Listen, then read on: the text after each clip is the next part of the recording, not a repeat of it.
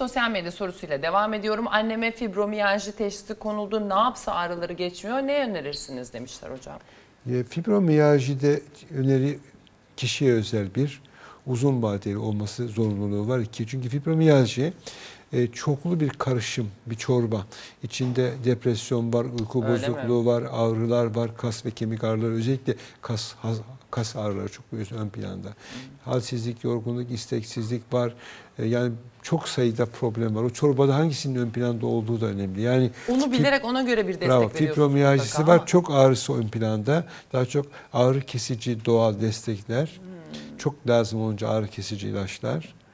Depresyonu ön planda, daha çok antidepresan etkili doğal destekler. Örneğin St. John's Wort gibi, yani sarı kantaron gibi ya da pasiflora gibi bir şeyler. Sonra gerekiyorsa antidepresan ilaçlar.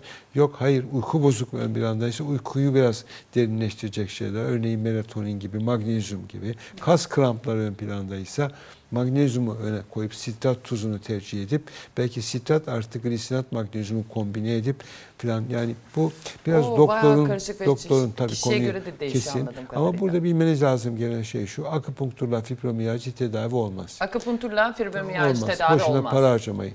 Kuru iğne tedavisi diye bir iğne tedavi yöntemi yoktur. Para harcamayın. Fizik tedaviden fibromiyalji faydalanmaz. Para harcamayın. Ozon terapiyle fibromiyalji düzelmez. Uğraşmayın. Fibromiyalji bir romatologla veya bir hastalıkları uzmanıyla samimi bir işbirliği içinde iki tarafında samimiyet sınavından geçmesi gereken bir tedavi nedeni şu: tedavi yüz güldürmediği zaman hasta da doktor da sıkılır bundan. Doğru. Yani sizde gelen bir hasta geçen seferden daha iyiyim doktor bey dediği zaman siz bir tık daha ileri gidersiniz. Ama hiçbir şey değişmedi dediği zaman orada bir durursunuz ve çok karşımıza çıkar bu fibromiyajide.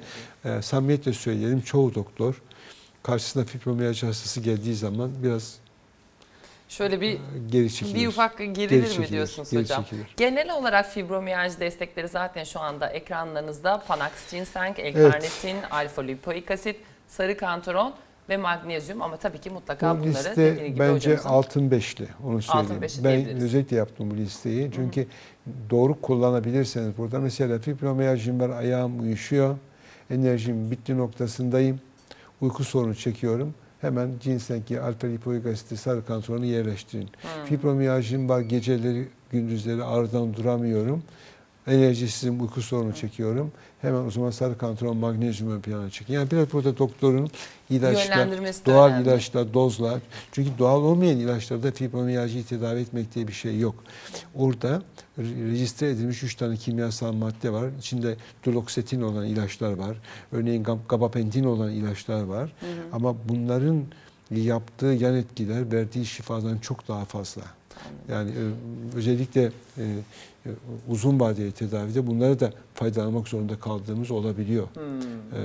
Yani uzun bir tedavi süreci var anladığımız kadarıyla. Fibromiyalji hani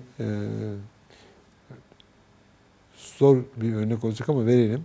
Rahmetli Süleyman Demirel'in çok güzel bir lafı vardır: Türkiye yönetilmez, idare edilir derdi Süleyman Bey. Fibromiyalji tedavi edilmez, iyileştirilmez, tedavi edilir. Yani ancak yönetilir. Anladım. Daha fazla video izlemek için kanalımıza abone olabilir. İlk izleyen olmak isterseniz bildirimleri açabilirsiniz.